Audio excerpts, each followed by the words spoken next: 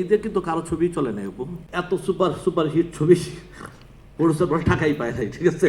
অথচ ফেসবুকে, টেলিভিশনে, হ্যাঁ, ইউটিউবে, চ্যানেলে মানে বক্স, আমি আজ পর্যন্ত জানলামই না বক্স অফিসটা কোথায় আছে, আমাকে কেউ এটা সন্ধান কেউ দিতে পারলো না, ঠিক আছে।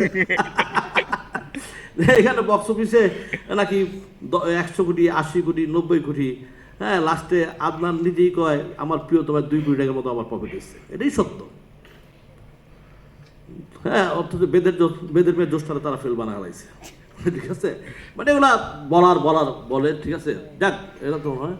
আর কালকে প্রডিউসারের প্রিন্স কেন রিপোর্ট হয় নাই, কেন 16 দিন, এটা তো প্রডিউসার নিজেই বলে না, এটা তো গোবর তো খুরশু ভাই তো বলতে চাইছিল কালকে, যাক, কেন যে খুরশু ভাই, আমি খালি দেখতেছিলাম যে খুরশু ভাই বলেন বলেন বলেন, কিন্তু দেখলাম খুরশু ভাই স্টপ হয়ে গেল।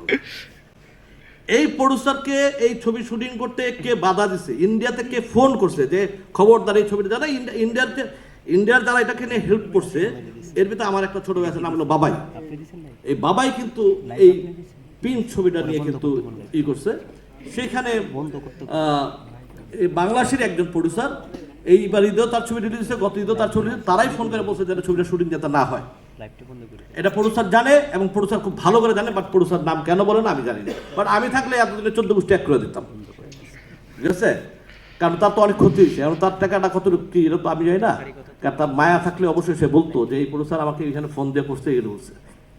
আর কালকে যেটা যারা বলছে যে দর্শক অশ্লীল পছন্দ করে না, আমি, আপনারা জানেন আমার একটা রেস্টুরেন্ট আছে ইলিশ পোলাও পদ্মার পারে, আমি সেখানে প্রায় ঈদের থেকে প্রায় 6-7 দিন ছিলাম। আমি যমুনা ফিউচারে আমি ছবি দেখতে আসলাম।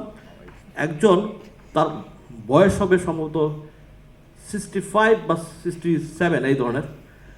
আমি একসাথে টিকিট কাটতে গেছি, আমি একটা ছবি দেখবো, তো উনি আমাকে বলতেছে, উনি ঘুরতে আছে দেখি, তা আমাকে চিনে ফেলছে যে আপনি যদি মনে না করেন আপনি ইকবাল ভাই, আমাকে হ্যাঁ, আপনারা কি এখন তো আগেকার যে ছবি দেখতাম আমরা ফ্যামিলি নিয়ে দেখতাম, এখন আমি ফ্যামিলি নিয়ে ছবি দেখতে আসি, আমি ওইখান থেকে উঠে চলে আসছি, কারণ অশ্লীল,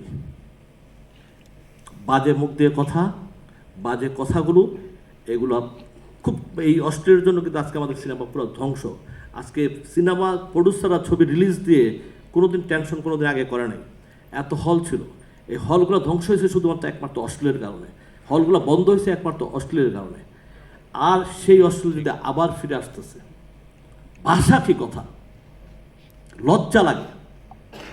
যে ডিরেক্টরটা দেয় যে এই ভাষাটা আপনি এভাবে বলেন, হিরো যে কাজটা করে তার তো ফাইলটা তার উড়ায় মারা উচিত ছিল, যে এইখানে আমি ছবিটা দেখতে যাবো, আমার ওয়াইফ দেখবে, আমার ফ্যামিলি দেখবে, আমার ফাদার দেখবে, আমার মাদার দেখবে, আমার ছেলেরা সবাই দেখবে, আমি এই ডায়লগটা কীভাবে মারি।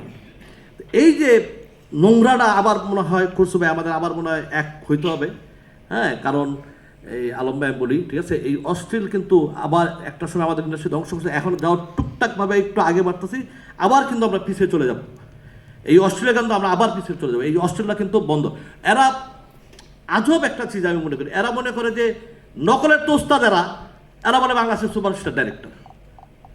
একটা ছবি এইদের থেকে এই পর্যন্ত যতগুলো ছবি আছে, পুষ্পা আর অ্যানিমেল ছাড়া একটা ছবি কেউ বানায় নাই, এই একটা ছবিটা 10 বার বারবার করে ভাঙছে। আমরা কিন্তু ছবি বুঝি, আমরা ছবি দেখি, ঠিক আছে। এই অ্যানিমেল আর পুষ্পারে কিন্তু ভাঙছে তারা, পুষ্পারে, ঠিক আছে। তাহলে তারা কীভাবে বাংলাদেশের বিখ্যাত ডিরেক্টর হয়? যাই হোক, এটা আতেলদের কাছে হয়, মিডিয়াদের কাছে হয়, আমাদের কাছে না, আমার প্রথম শটেই আউট আমাদের কাছে। যাই হোক,